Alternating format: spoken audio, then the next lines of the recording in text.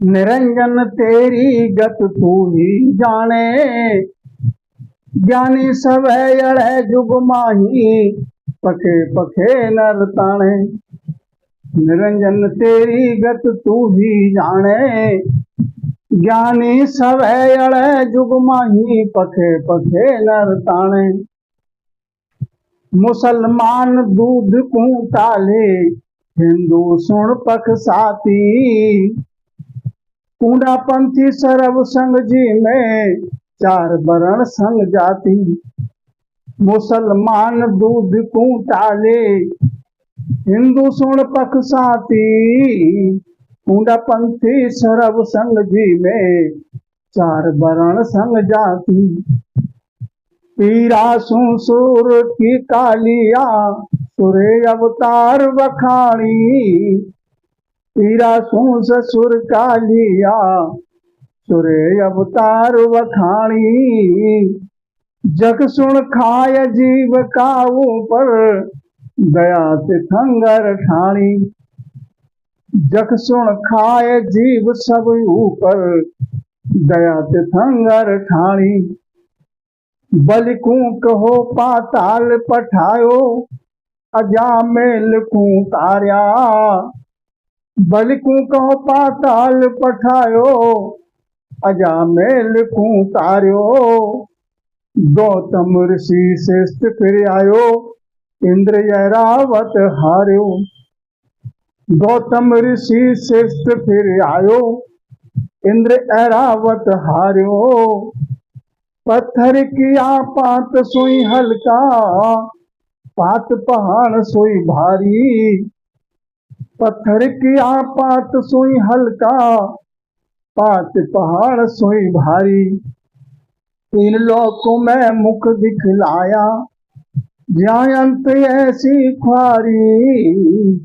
तीन लोकों में मुख दिखलाया, जयंत ऐसी ख्वारी। नेमनाथ को केवल उपजो, तीन लोक को जीता। नेमनाथ को केवल उपजो, तीन लोक को जीता। अंतकाल सारी सुध बुध भूला, ऐसे जुग वदीता। अंतकाल सारी सुध बुध भूला, ऐसे जुग वदीता। तो वाही माय वैल सो माही, बाज घरो घर घरणी। वाही माय वैल सो वाही, बाज घरो घर घरणी। यही संग कर्म सो बंधे, आई जलेर उधरणी। यही संग कर्म सो बंधे, आई जलेर उधरणी। कहा कहूँ मुझ कही न जावे, उथल पुथल तेरी माया।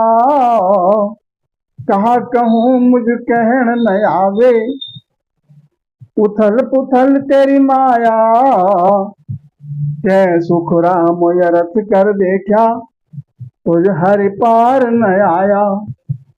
तो कै सुख राम यरथ कर देखा, तुझ हरि पार न आया। निरंजन तेरी गत तू ही जाने, ज्ञानी सब अड़े जुग माही, पखे पखे नर ताणे। तुम्हारा समझाते हे निरंजन, हे निरंजन देव तेरी गत तू ही जाने। संसार में तो ज्ञानी पखे पखे की बात करते हैं जुग में, अपने अपने पक्ष में जो जिस पक्ष का होता है उसी पक्ष में तान की महिमा करता है, दूसरे को नजरअंदाज करता है। तो संसार में तो ज्ञानी अड़ते हैं, बहस मुहासा करते हैं। जैसे मुसलमान दूध को टाले, हिंदू सुन पक्षाती। मुसलमान दूध को अंश छोड़ के बाकी सबके साथ में शादी का रिश्ता तय कर लेता है। और हिंदू बहुत विचार करता है, गोत में, कुटुंब में, कबीले से अगर रिश्ता नाता होता है लड़का लड़की का, तो उसके अलग करते हैं, बच के करते हैं रिश्ता। तो संसार में जो है न्यारी न्यारी मती है सबकी। कूड़ा पंथी सरब संग जी में, चार वर्ण संग जाति कूड़ा पंथी जो सबके संग जी लेते हैं। उनमें कोई भिन्नता नहीं है, चारों वर्ण में कोई भिन्नता नहीं मानते। और सुर है देवता, उन्होंने अवतार का बखान किया है। जग सुर खाए जीव सब ऊपर दया ते संगत खानी। मुसलमान जो है वो जीव की हत्या करके उसका आहार कर लेते हैं, और तीर्थंकर ने दया का बखान किया है कि जीव पे दया करो, अहिंसा का पाठ पढ़ाया। तो बलि को कहो पाताल पठायो, अजामेल को तारो, निरंजन तेरी गत तो ही जाने। राजा बलि तो धर्मात्मा थे, धर्माचार करते थे। निर्विघ्न होके उनने 100 जग पूरे कर लिए। 101 जग पूरे होते हैं तो इंद्र की पदवी मिल जाती है। तो 101वां जग कर रहे थे, इंद्रासन डोल गया। विष्णु भगवान को उन्होंने पुकार करी, हमारी रक्षा करो, हमारा सिंहासन बचाओ। तो विष्णु भगवान ने 52 भगवान का रूप धर के याचक बन के उनके पास पहुंचे। 3 पग धरती मांगी, 52 उंगल का काया देख के राजा बलि के दरवाजे पर जब याचक बन के पहुंचे तो राजा बलि ने कहा, तुमने क्या मांगा? 3 पैर धरती मांग रहे हो, कहीं से भी ले लो। कुछ और धन जायदाद मांगते तुम्हारी दरिद्रता दूर हो जाती। तो उन्होंने कहा कोई बात नहीं, बस इतना ही दे दो, वचन दे दो, कौल दे दो। तो मैं दे दिया कौल। कितना सा ले लोगे 3 जग में? तो हमारा राज्य तो सूर्य उदय से अस्त तक है। तो उन्होंने फिर अपना आकार बढ़ाया, 1 पैर से तो उनने पूरा धरती लोक नाप लिया, दूसरा पैर जब उठाई तो आकाश मंडल पूरा नाप लिया। अब तीसरे पग के लिए जगह मिली नहीं। अब बोले अब क्या करें? तब उनकी समझ में आ गया राजा की ये कोई साधारण नहीं है, तो स्वयं भगवान दिख रहे हैं। तो उन्होंने लघुताई से चरणों में पढ़ के कहा कि मेरा वचन निभ जाए और आपकी प्रतिज्ञा पूरी हो जाए, मेरा धर्म निभ जाए, आपका वचन निभ जाए। तो कहा मेरी काया बची है, बस इसके लिए अपना पग छोटा करके इसे नाप लो। तो सर पे पैर रखा, उनके लिए 45 देश में भेज दिया। कहाँ बताओ, इंद्रासन मिलने वाला था, सर्वलोक के मालिक हो रहे थे, तो कहाँ 45 देश में भेज दिया, 45 देश में जाना पड़ा। अजामेल को उतारे। अब अजामेल का दृष्टांत आता है, पूरे जीवन और कसाब का काम करते थे, गोश्त बेचते थे।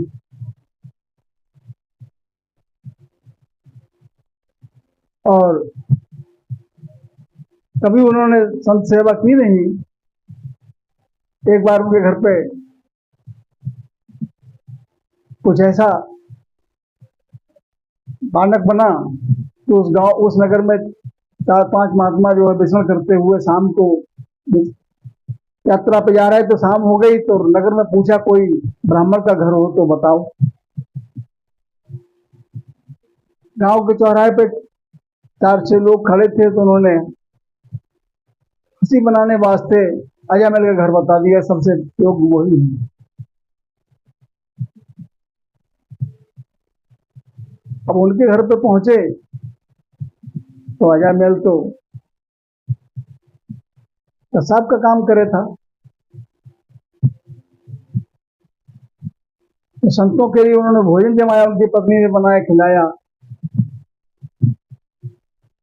और वरदान दिया कि तुम पुत्रवती हो। बोले महाराज कैसे होंगे, ये तो यहाँ रुकते नहीं है, बच्चा पास चले जाते हैं। तो मैं कोई बात नहीं, तुम्हारी बुद्धि बदलेगी इनकी, लेकिन बस जब पुत्र हो तो उसका नाम राम नारायण रखना। तो उनके पुत्र राम पैदा हुआ तो उसका राम नारायण नाम रखा।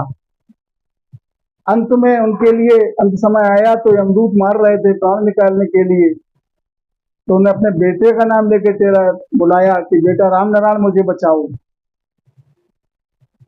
तुरंत रामदूत आए, ये तो हमारा भक्त है, हमारा नाम ले रहा है, राम राम राम कह रहा है। यमदूतों के लिए मार के भगा दिया और उनके लिए उनके जीव को गति प्राप्त हुई। तो ऐसी है कुदरत, निरंजन तेरी गत तू ही जाने। एक बार राम नाम लेने से उनको परम गति प्राप्त हुई। गौतम ऋषि शिष्ट फिर आयो, इंद्र ऐरावत हार्यो। पत्थर किया पास में हल्का, पात पहाड़ से भारी। राम नाम में ऐसा प्रताप है कि पत्थर पर राम लिख दिया और विचार किया हल्का हो जाए तो पत्ते जैसा वजन हो गया और समुद्र में पत्थर तैर गया, तैरते चले गए पत्थर और पुल बन गया। रामचंद्र ने पुल बनाया, सेना पूरी पार हो गई, लंका पहुंच गई। और पहाड़ से भारी। तो नामदेव जी के सामने जब बड़ी पड़ी आई, राजा जिस नगर जहां पर निवास करते थे नामदेव जी महाराज, गांव नगर के बाहर एक झोपड़ी बना के रहने लगे, उसी में राम नाम भजनानंदी थे, वो तो अपने नाम में ही लीन रहते थे। बादशाह ने एक बार पूरे नगर की जोनार की, दिन भर नगर चीनता रहा, शाम के लिए पूछा अपने अनुचरों से कि कोई भोजन के लिए शेष तो नहीं बचा। उन्होंने देखा, विचार किया तो बोले सब जीन गए, लेकिन नगर के बाहर एक नामदेव जी महात्मा है, झोपड़ी में रहते, वो नहीं आए। बोले उनको भी लाओ। बुलाने गए तो उन्होंने कहा हमें राजा ने बुलाया भोजन जीलने के लिए, दावत में सब पहुंच गए, आप नहीं पहुंचे। बोले हम जो कुछ राम जी देते हैं सब कुटिया में पा लेते हैं, भजन करते हैं, क्या करना हमें। बोले नहीं, राजा का हुक्म है, चलो चलना पड़ेगा, नहीं जाओगे तो बलपूर्वक ले जाएंगे। गए, भोजन जीलने के बाद दक्षिणा के लिए उन्होंने कहा मांगो कुछ। बोले क्या मांगे, हम देने का, हमारे लिए तो राम जी देते हैं, सब जितनी हमारी आवश्यकता है राम जी पूरा करते हैं, हमें कोई आवश्यकता नहीं। राजा ने झल्ला के कहा मांग लो, कुछ दरिद्रता दूर हो जाए तुम्हारी, और हमारा वचन है कि हमारे यहाँ से जो भोजन जील के जा रहा है तो खाली हाथ नहीं जाएगा कोई, उसे उपहार में कुछ ना कुछ दक्षिणा स्वरूप देना ही देना है हमें। राजा ने जिद किया तो उन्होंने तुलसी के पत्ते पे तुलसी के पत्ते पे राम लिखा, मन में विचार कर दिया। तुलसी के पत्ते पे राम लिख के मन में विचार किया कि सुमेर पर्वत का वजन आ जाए। तो बोले महाराज इस तुलसी के पत्ते के बराबर हमें तोल के दे दो तराजू से। राजा ने झल्ला के कहा कि तुम रहे तो भिखमंगे, मांगा भी तो क्या मांगा, इस तुलसी के पत्ते का तोल के तुम्हारे लिए क्या दें। अरे कुछ 4-5-7 गांव की जागीर मांग लेते, बैठे बैठे मौज करते, झोपड़ी में रहना छूट जाता, महल बनवा देते तुम्हारे कहते तो। लेकिन तुम तो जब तुम्हारे नसीब में ही दरिद्रता है तो हम क्या करें। झल्ला के कहा अपने सिपाही से कि दे दो इनके लिए तोल के। जब तोलना शुरू किया तो तुलसी का पत्ता जिस पल्ले में रखा तराजू में वो तो उठा ही नहीं। धीरे धीरे और चढ़ाया वजन, और चढ़ाया, खजाना पूरा खाली कर दिया, तुलसी का पत्ता फिर भी नहीं उठा। राजा बुद्धिमान थे, फिर उनके लिए विचार किया ये तो कोई साधारण आत्मा नहीं है, तो कोई महापुरुष है। पैरों में पड़ गए, बोले महाराज वचन निभा दो, हमारा वचन निभ जाए, मैं आपकी शरणागत हूं। तो ये है कि उधर तो विचार किया तुलसी के पत्ते पे कि सुमेर पर्वत का वजन आ जाए तो पहाड़ से भी भारी हो गया। उधर जब समुद्र में पत्थर तैराने की बात थी तो लिख दिया हल्का हो जाए तो पत्ते के समान हो गया। ऐसा है राम नाम का प्रताप। तो इसीलिए कहा कि निरंजन तेरी गत तू ही जाने, हे हरि मेरा कोई पार नहीं, तेरी गत तू ही जाने। 3 लोक मुख में दिखलाया, या अंत ऐसी थारी। श्री कृष्ण ने 3 लोग अपने मुख में ही दिखा दिए, मां को दर्शन कराया 3 लोगों का, अर्जुन को भी कराया। और अंत में उनके लिए कैसी ख्वारी होगी, बहलिया ने तीर मारा, उनके पैर पे पैर रख के लेटे हुए थे, दूर से वो उनके पैर में पदम था, वो बहलिया के लिए लगा कि नरक की आंख है।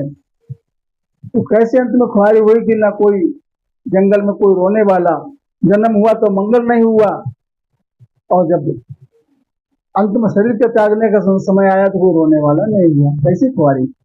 कहने के लिए वो 3 लोग के नाथ थे, विष्णु के अवतार थे। नेमनाथ को केवल उपजो, 3 लोग को जीता, नेमनाथ के लिए केवल ज्ञान हुआ, समर्थ संत का शरणा मिला, तो 3 लोग को जीत के परम गति पाई, 84 के बंधन से मुक्त हो गए, आवागमन से रहित हो गए। अंतकाल सारी सुध भूला ऐसे युग बदीता, और अंतकाल में सुध बुध सब भूल गए। वाही माए बैण सो वाही बाज धरोहर घरणी, याही संकरम सो बंधे आई देर उधरणी। ये नरके अपने अपने वचन में ही, ये चाहे तो बंधन बंध जाए, चाहे भव से पार उतर जाए। इन्हीं हाथ और पैर से कर्म लगते हैं कि अशुभ कार्यों को करो तो पैरों से चल के जाओ, हाथों से करो तो कर्म लगते हैं। और यही पैरों से किसी साधु महात्मा के दर्शन के लिए जाओ, हाथों से उनकी सेवा करो तो जीव का उद्धार भी हो जाता है। कहा कहूं मुझ कहीं न आवे, उथल पुथल तेरी माया, मैं क्या कहूं हे हरि, कुछ कहने में नहीं आती, तेरी माया तो बड़ी उथल पुथल है। पल में तो राव करे, पल में करे भिखारी, राई से पर्वत करे, पर्वत से करे राई। कहे सुखराम रथ कर देखा, तुझ हर पार न आया। सतगुरु सुखराम जी महाराज कहते हैं, हरि विचार करके देखा कि हे हरि तेरा कोई पार नहीं, अपरंपार है तेरी माया। बस समर्थ गुरु का शरणा मिले तो नाम लेवारी का अपना काज हो जाता है, लेकिन प्रभु का पार नहीं पाया जा सकता। राम जी राम महाराज।